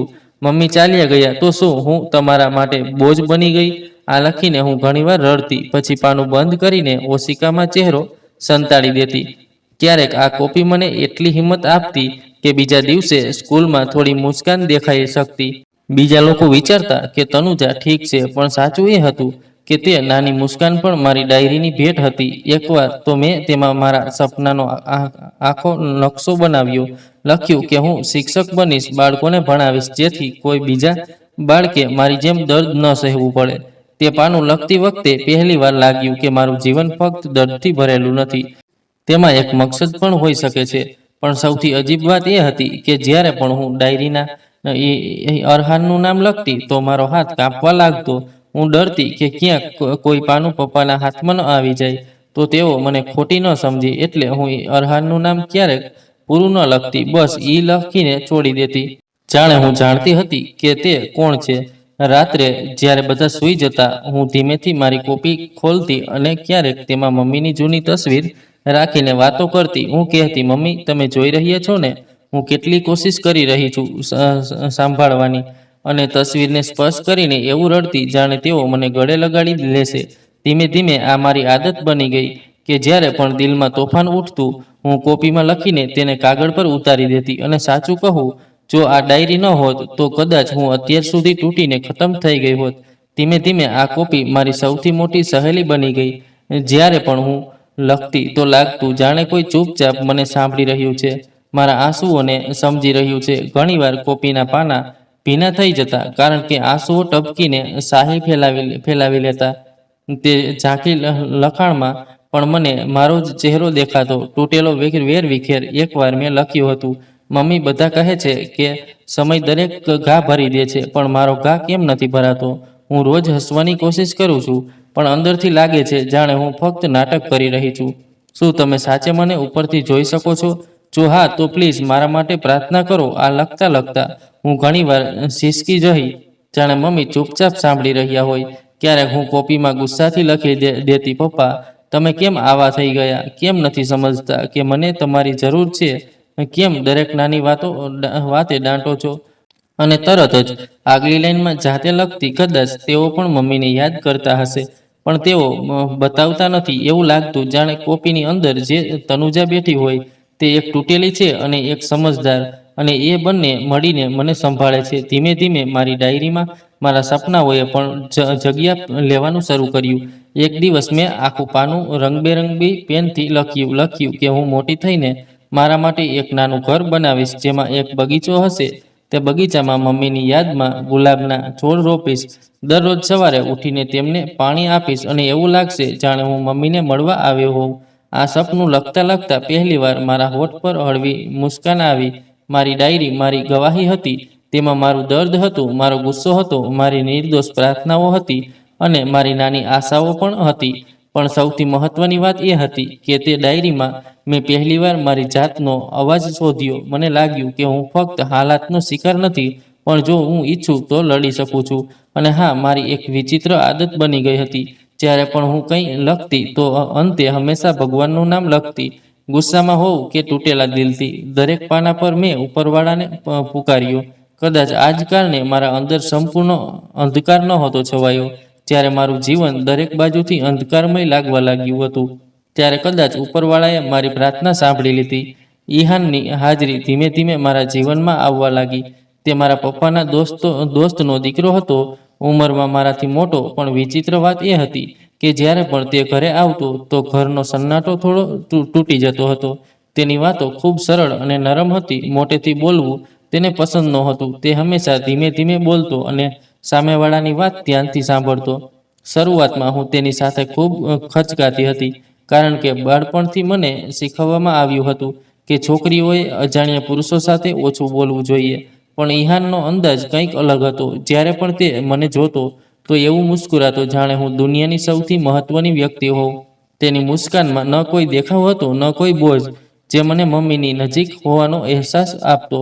એકવારની વાત છે, જ્યારે પપ્પા કોઈ કામે બહાર ગયા હતા અને હું ઘરમાં એકલી હતી. અચાનક લાઇટ ચાલી ગઈ અને આખું ઘર અંધકારમાં ડૂબી ગયું. હું ડરના મારે ખૂણામાં દબાઈ ગઈ. ત્યાં જ દરવાજે ટકોર થયા. હું ગભરાઈને બોલી, કોણ છે? બહારથી અવાજ આવ્યો, હું છું, ઈહાન. તારા પપ્પાએ મને કંઈક સામાન મૂકવા મોકલ્યો છે. તે પળે મારા દિલની ધડકન ઝડપી થઈ ગઈ. પણ જ્યારે મેં દરવાજો ખોલ્યો અને તેની ટોર્ચની રોશની મારા ચહેરા પર પડી, તો ન જાણે કેમ મારો ડર ઓછો થઈ ગયો. તેણે આવતા જ કહ્યું, એકલી છે? ડરી તો નથી ને? મેં હા માંડી. તેણે હસીને કહ્યું, ડર ત્યારે લાગે છે જ્યારે માણસ એકલો હોય, પણ તું એકલી ક્યાં છે? તારી મમ્મીની યાદ હંમેશા તારી સાથે છે. તેના આ શબ્દો સાંભળીને મારી આંખોમાં આંસુ આવી ગયા. તે રાત્રે ઘણા દિવસો બાદ મને ઊંઘ આવી. ધીમે ધીમે મને અહેસાસ થવા લાગ્યો કે ઈહાન સાથે વાત કરવી સરળ છે. હું ઘણીવાર ડાયરીમાં જે લખતી તે તેની સામે બોલી દેતી, અને આશ્ચર્યની વાત એ હતી કે તે મારી વાત ધ્યાનથી સાંભળતો, જાણે તે પણ મારી તકલીફનો હિસ્સો હોય.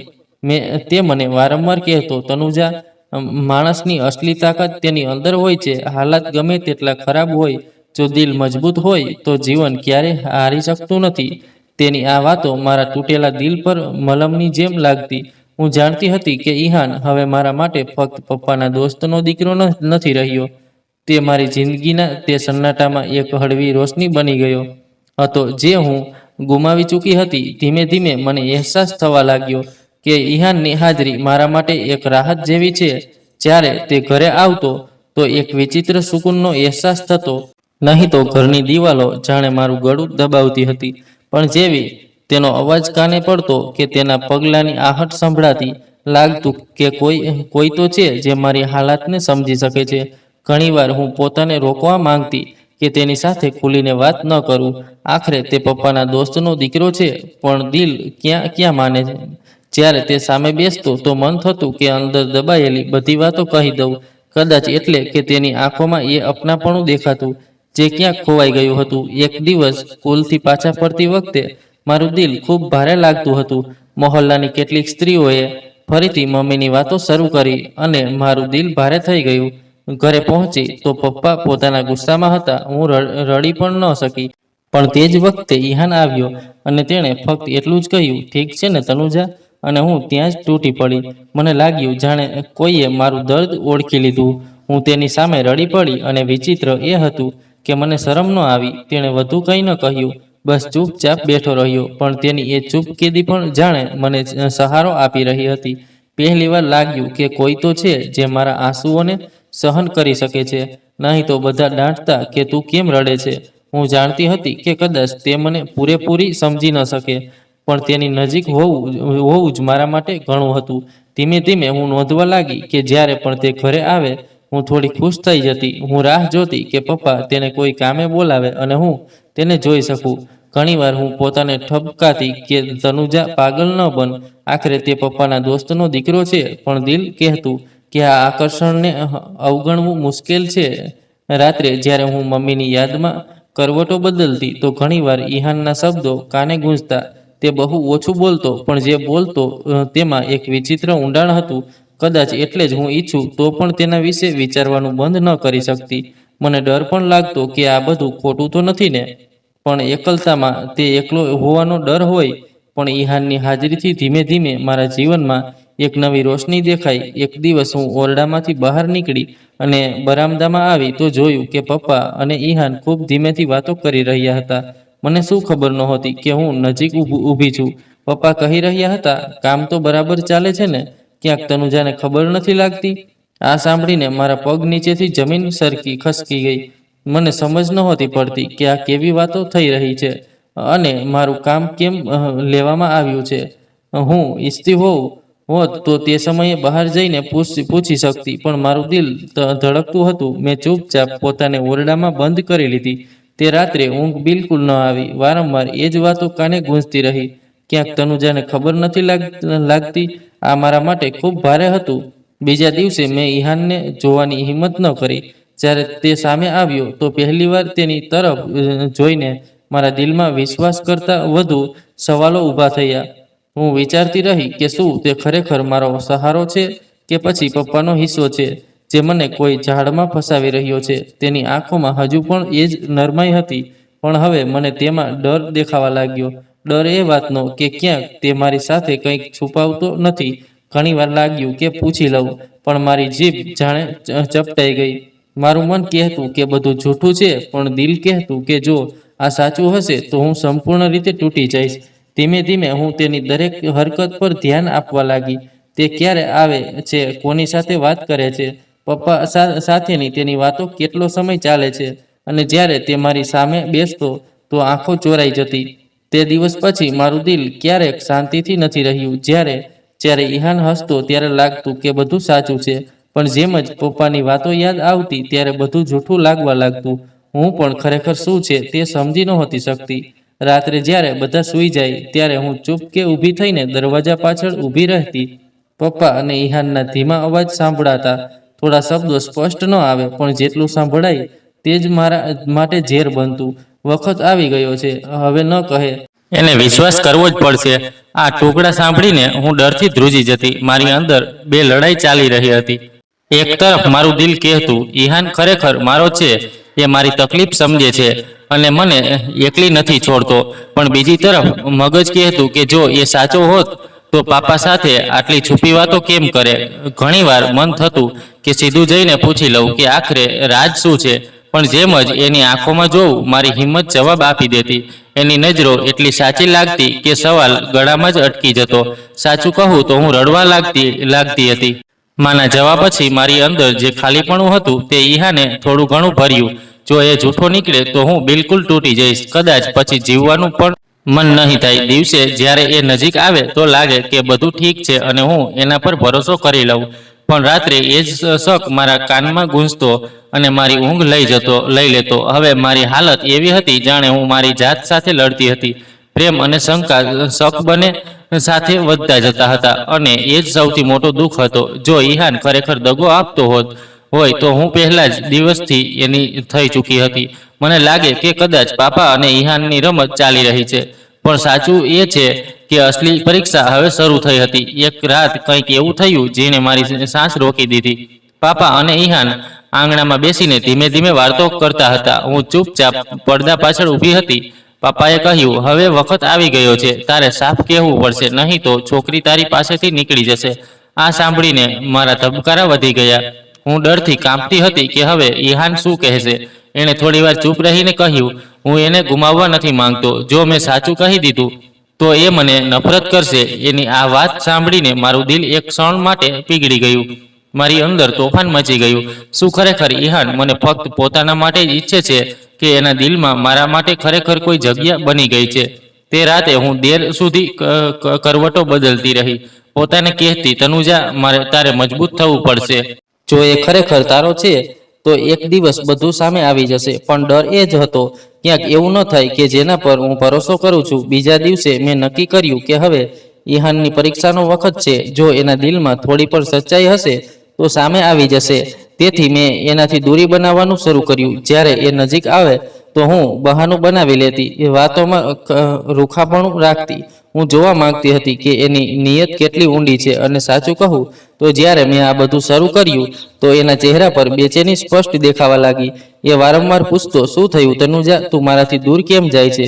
પણ હું એને સ્પષ્ટ જવાબ ન આપતી. અંદરથી મને એના દુઃખમાં મારું જ દુઃખ દેખાતું. પણ તેમ છતાં મેં ઠાની લીધું હતું કે ઈહાને હવે પોતાના દિલથી સચ્ચાઈ સાબિત કરવી પડશે. મેં વિચાર્યું હતું કે દૂરી બનાવીને હું એની અસલી નિયત સમજી શકીશ, પણ મને અંદાજ નહોતો કે આ દૂરી એને આટલો બેચેન કરી દેશે. ઘણા દિવસો સુધી એણે કોશિશ કરી કે હું એની વાત સાંભળું, પણ મેં દરેક વખતે ચૂપ્પીથી કામ લીધું. પછી એક સાંજે જ્યારે હું છત પર એકલી બેઠી હતી અને આકાશ તરફ જોઈ રહી હતી, ત્યારે અચાનક પાછળથી અવાજ આવ્યો, તનુજા, બસ હવે ઘણું થયું, હવે મને વધુ ન ત્રાસ આપો. હું પલટી તો તેની આંખોમાં એવી બેચેની હતી જે કોઈ જૂઠા માણસની ન હોય, જે કોઈ જૂઠા માણસની હોઈ જ ન શકે. તેનો ચહેરો લાલ હતો, જાણે રડીને આવ્યો હોય. તેણે મારી સામે આવીને કહ્યું, હા, હું માનું છું કે શરૂઆતમાં હું ફક્ત તારા પપ્પાની મદદ કરતો હતો, તેમનું કહ્યું માનતો હતો. પણ તનુજા, તે વખતે મને ખબર નહોતી કે હું તને આ રીતે અનુભવવા લાગીશ. મેં ઈચ્છ્યું પણ નહોતું, પણ તું મારી કમજોરી બની ગઈ છે. તારી આંખોની ભીનાશ, તારી ચૂપકી, તારું દર્દ, બધું જ મને અંદરથી તોડી નાખે છે. તેના શબ્દો સાંભળીને હું જડ થઈ ગઈ. મારી આંખો ભીની થવા લાગી. પણ મેં કંઈ ન બોલ્યું. તે આગળ બોલ્યો, જો તું ઈચ્છે તો મને છોડી દે, નફરત કરી લે, પણ એક વાત જાણી લે તનુજા, હવે મારા દિલમાં ફક્ત તું જ છે. તને ગુમાવીને હું જીવી નહીં શકું. આ બોલતા બોલતા તેનો અવાજ ભરાઈ ગયો અને તેણે પોતાનો ચહેરો હાથમાં ટાંકી લીધો. તે પળે પહેલીવાર મેં જોયું કે કોઈ છોકરો પોતાનો અહંકાર છોડીને ખરેખર તૂટી રહ્યો છે. મારા દિલમાં અજીબ હલચલ થઈ. હું વિચારતી રહી કે શું ખરેખર આ ઈહાનનો ઇજહાર સાચો છે કે આ પણ તેની ચાલનો ભાગ છે? પણ તેની આંખોમાંથી વહેતા આંસુઓએ મારા દિલને જાણે શાંત કરી દીધું. હું કંઈ ન બોલી, બસ ઊભી રહી અને તેની તરફ જોતી રહી. તેણે મારા પગ તરફ જોયું અને ધીમેથી કહ્યું, મેં કદાચ ઘણું મોડું કરી દીધું તનુજા, પણ આજથી હું કોઈનો નથી, ફક્ત તારો છું. તેના આ શબ્દો મારામાં ક્યાંક ઊંડે ઉતરી ગયા. તે રાત્રે મેં પહેલીવાર અનુભવ્યું કે દગો અને ષડયંત્રો વચ્ચે પણ કદાચ સાચો પ્યાર જન્મ લઈ શકે છે. તે રાત પછી હું વધુ ગૂંચવાઈ ગઈ. મારા મગજમાં સતત એ જ સવાલ ઘૂમતો રહેતો કે શું ઈહાન ખરેખર બદલાઈ ગયો છે કે આ પણ તેની ચાલનો ભાગ છે? હું પોતાને સમજાવતી રહી કે મારે તેની મીઠી વાતોમાં ન ફસાવવું જોઈએ, પણ જ્યારે પણ તેની વાતોમાં ડોકિયું કરતી ત્યારે લાગતું કે ત્યાં કોઈ સચ્ચાઈ છુપાયેલી છે. ઈહાન હવે પહેલા જેવો ન રહ્યો. તે મારી સામે આવવાથી ડરતો ન હતો. ઉલટું વારંવાર મારી નજીક આવીને પોતાની લાગણીઓ વ્યક્ત કરતો. ક્યારેક મને જોતો અને હસીને કહેતો, તારી ચૂપકી પણ મને બેચેન કરી દે છે તનુજા. તો ક્યારેક અચાનક મારા પુસ્તકો ઉપાડીને કહેતો, તને તકલીફ થાય અને હું ચૂપ બેસી રહું, એ શક્ય નથી. તેની દરેક હરકતમાં હવે એક પાગલ પણ ઝલકતું હતું. તે મને કોલેજમાં દોસ્તો વચ્ચે પણ ખુલ્લેઆમ જોતો અને કહી દેતો, મને ફરક નથી પડતો કે કોણ શું વિચારે છે તનુજા, હું ફક્ત તને જ ચાહું છું. તેના આ શબ્દો સાંભળીને મારો ચહેરો લાલ થઈ જતો અને હું તરત જ નજર નીચી કરી લેતી. ક્યારેક રાત્રે મારા ફોન પર તેના મેસેજ આવતા, તું સૂતી છે કે જાગી છે? હું તો તારા વિચારોમાં જાગતો રહી ગયો. હું ગુસ્સે થતી, જવાબ ન આપતી, પણ અંદરથી દિલમાં હલચલ મચી જતી. મને લાગતું કે તે ખરેખર પાગલ થઈ ગયો છે. તેની વાતોમાં બનાવટ નહોતી. એકવાર તો તેણે મારી આંખોમાં સીધું જોઈને કહ્યું, જો તને ક્યારેક ભરોસો ન હોય તો બસ મારું દિલ સ્પર્શીને જો, તને તારી ધડકનોમાં ફક્ત તારું જ નામ સંભળાશે. આ બોલતા તેની આંખો ભરાઈ આવી અને તે પળે ઈચ્છા છતાં હું નકારી ન શકી કે ઈહાન હવે મને દિલથી ચાહે છે. છતાં હું પોતાને રોકતી હતી. હું ઈચ્છતી હતી સબૂત, હું ઈચ્છતી હતી કે તેનો આ દીવાનાપણું ફક્ત થોડા દિવસો જૂનું ન નીકળે, પણ આખી જિંદગીની સચ્ચાઈ સાબિત થાય. મેં હંમેશા વિચાર્યું કે દુનિયામાં સૌથી મોટો દગો એ જ છે જ્યારે કોઈ પોતાનો બનીને પાછળથી વાર કરે. અને જ્યારે મને ખબર પડી કે ઈહાને શરૂઆતમાં મારા પપ્પાના કહેવાથી જ મારો સાથ આપ્યો હતો, તો મારા પગ નીચેથી જમીન સરકી ગઈ. દિલ તો જાણે 1000 ટુકડામાં વિખેરાઈ ગયું. મને લાગ્યું કે હું ફરીથી એકલી થઈ ગઈ, જેની પાસે કોઈ નથી. પણ તે જ રાત્રે મેં તેની આંખોમાં જોયું, એ આંખો જે હંમેશા મને જોઈને ચમકી ઉઠતી હતી. અને ખબર નહીં કેમ તે આંખોમાં મને જૂઠ ન દેખાયું, પણ ડર દેખાયો, ગિલ્ટ દેખાયો અને સૌથી વધુ એક સાચો પ્યાર દેખાયો. ઈહાને મારી સામે ઘૂંટણે બેસીને કહ્યું, તનુજા, મેં ભૂલ કરી હતી. હા, મેં તારા પપ્પાના કહેવાથી આ રમત શરૂ કરી હતી. પણ સાચે વિશ્વાસ કર, એક પળ પણ એવી નહોતી જ્યારે મેં દિલથી તને મારી ન માની હોય. હું તારા વિના શ્વાસ નથી લઈ શકતો. તારા પપ્પા મારા માટે બધું હોઈ શકે છે, પણ તું મારી જાન છે, મારી જિંદગી છે. જો તું ઈચ્છે તો મને છોડી દે, હું સહન કરી લઈશ, પણ મારા પ્રેમ પર શંકા ન કર. તેની વાતોમાં એટલી સચ્ચાઈ હતી કે હું ચૂપ થઈ ગઈ. મારા દિલે સ્પષ્ટ કહ્યું, આ છોકરો મને ખરેખર ચાહવા લાગ્યો છે. અને કદાચ પહેલીવાર મેં અનુભવ્યું કે કોઈ મને મારા એકલાપણામાંથી બહાર ખેંચવા માટે આટલો બેતાબ છે. તે દિવસે મેં નિર્ણય લીધો કે હવે હું અને ઈહાન બધાની સામે ઊભા રહીશું. મારા પપ્પાએ ગમે તેટલી ચાલો ચાલી હોય, ગમે તેટલી નફરત વાવી હોય, પણ હવે હું તેમના કહેવા પર નહીં, મારા દિલની સાંભળીશ. ઈહાને મારો હાથ પકડીને કહ્યું, હવે ગમે તે થાય તનુજા, હું તને એકલી નહીં છોડું. અને મેં પણ તે જ પળે નક્કી કરી લીધું કે આ છોકરો જ મારો સાચો સાથી છે. અમે બંનેએ મળીને પપ્પાની ચાલોનો સામનો કર્યો. તેમણે જે ષડયંત્રો રચ્યા હતા તે બધા ધીમે ધીમે ખુલ્લા થતા ગયા. મહોલ્લાના લોકો, સગા સંબંધીઓ, બધાને સચ્ચાઈની ખબર પડી. અને સૌથી મોટી જીત એ હતી કે હવે હું ડરીને નહોતી જીવતી. ઉલટું ઈહાનની સાથે ઊભી રહીને મારી જિંદગી પોતે પસંદ કરતી હતી. અંતે જ્યારે અમે બંને એકબીજાની સામે ઊભા હતા, ત્યારે મેં ફક્ત એટલું જ કહ્યું કે હવે હું તને ગુમાવવા નથી માંગતી. અને તેની આંખોમાંથી વહેતા આંસુઓએ મને ભરોસો આપ્યો કે આ સંબંધ હંમેશા માટે છે. જ્યારે બધી સચ્ચાઈ ખુલી ગઈ, ત્યારે મારા પપ્પા મારી સામે ઊભા હતા. તેમની આંખોમાં ગુસ્સો પણ હતો અને હાર પણ હતી. તેમણે સ્પષ્ટ કહી દીધું કે જો મેં ઈહાનને પસંદ કર્યો તો તેઓ મને દીકરી માનવાનું છોડી દેશે. તે પળે મારું દિલ ધ્રુજતું હતું, પણ હવે હું પહેલા જેવી તનુજા નહોતી. મેં પહેલીવાર મજબૂતીથી કહ્યું, પપ્પા, જો તમે મને દીકરી માનતા હો તો મારી ખુશીમાં મારો સાથ આપો. અને જો તમે મારી ખુશી છીનવવા માંગો છો તો માફ કરજો. હવે હું મારી જિંદગી પોતે પસંદ કરીશ. મેં ઈહાનનો હાથ પકડી લીધો. તે પળે ઈહાનની આંખોમાંથી આંસુ વહી રહ્યા હતા. તેણે મને કડકડાટ ભેટી લીધી અને કહ્યું, મેં હંમેશા એ જ ઈચ્છ્યું હતું કે તું મારી સાથ થાય. તનુજા, હવે ગમે તે થાય, હું તને ક્યારેય નહીં છોડું. તે લમ્હામાં મેં પહેલીવાર તેના કાનમાં ધીમેથી કહ્યું, હું પણ તને પ્રેમ કરું છું ઈહાન, દિલથી, જાનથી, મારા છેલ્લા શ્વાસ સુધી. મારા શબ્દો સાંભળીને તે જાણે પાગલ થઈ ગયો. તેણે મને ગુમાવી દીધી અને આંખો બંધ કરીને બસ હસતો જ રહ્યો. સમય પસાર થયો. લોકોએ ઘણી વાતો પણ કરી.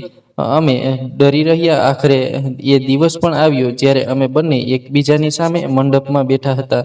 7 ફેરા લીધા, કસમો ખાધી અને તનુજામાંથી તનુજા ઈહાન બની ગઈ. જ્યારે લગ્ન પૂર્ણ થયા તો ઈહાને બધાની સામે મારો હાથ પકડીને કહ્યું, આ ફક્ત મારી પત્ની નથી, આ મારી જિંદગી છે, મારી ધડકન છે. અને હું નસીબદાર છું કે મને તનુજા જેવી છોકરી મળી. તેની આ વાતો સાંભળીને મારી આંખો ભીની થઈ ગઈ, પણ દિલમાં એટલો સુકૂન હતો કે લાગ્યું મારી જિંદગીની બધી અધૂરી વાર્તાઓ હવે પૂરી થઈ ગઈ. હવે હું ફક્ત એટલું જ કહી શકું છું, હા, આ જ મારો મુકામ હતો, આ મારી મંજિલ હતી. અને હવે મારી વાર્તાનું દરેક પાનું ઈહાનના નામે છે. આજે જ્યારે હું પાછળ ફરીને મારી જિંદગી જોઉં છું તો મને ફક્ત એક જ વાત સમજાય છે કે માણસે હંમેશા પોતાના દિલની સાંભળવી જોઈએ. બીજાના ડરથી જો આપણે જીવીશું તો ક્યારેય પોતાની અસલી ખુશીઓ નહીં મેળવી શકીએ. મેં ઘણી મુશ્કેલીઓ જોઈ, અપનાનો દગો પણ સહન કર્યો અને મારા પપ્પાની નારાજગી પણ જો તે વખતે મેં હાર માની લીધી હોત તો કદાચ હું ક્યારેય ઈહાન સુધી ન પહોંચી હોત. મને હવે ભરોસો છે કે સાચો પ્રેમ એ જ છે જેમાં માણસ તમારો હાથ પકડી રાખે, ભલે દુનિયા વિરુદ્ધ હોય. ઈહાને મને દરેક મોરચે સંભાળી, મારા ઘા પર મરહમ મૂક્યું અને મને શીખવ્યું કે હું કોઈથી ઓછી નથી. મારી શીખ ફક્ત એટલી જ છે કે જિંદગીનો નિર્ણય ક્યારેય બીજાના ડર કે દબાણમાં ન લેવો. જો તમને કોઈ માણસ દિલથી ચાહે અને તમે પણ તેને ચાહો તો પોતાના દિલનો અવાજ સાંભળો, કારણ કે આખરે એ જ સંબંધ ટકે છે જેમાં સચ્ચાઈ અને ભરોસો હોય. આજે હું કહી શકું છું કે હા, મેં સાચું કર્યું. મેં મારી ખુશી પસંદ કરી અને મને મારી મંજિલ મળી ગઈ. એક વધુ વાત મેં મારી જિંદગીમાંથી શીખી છે, માનું જવું, અપનાનું બદલાઈ જવું અને એકલ પણ આ બધું આપણને તોડવા નથી આવતું, પણ આપણને મજબૂત કરવા આવે છે. જ્યારે માં ગઈ ત્યારે મને લાગ્યું કે હવે બધું ખતમ થઈ ગયું.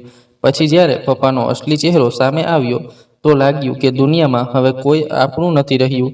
તે વખતે મને લાગતું હતું કે કદાચ હું ક્યારેય સાંભળી નહીં શકું, પણ આજે હું સમજુ છું કે એ જ દુઃખ, એ જ ખાલીપણું અને એ જ દર્દ મને અહીં સુધી લઈ આવ્યું.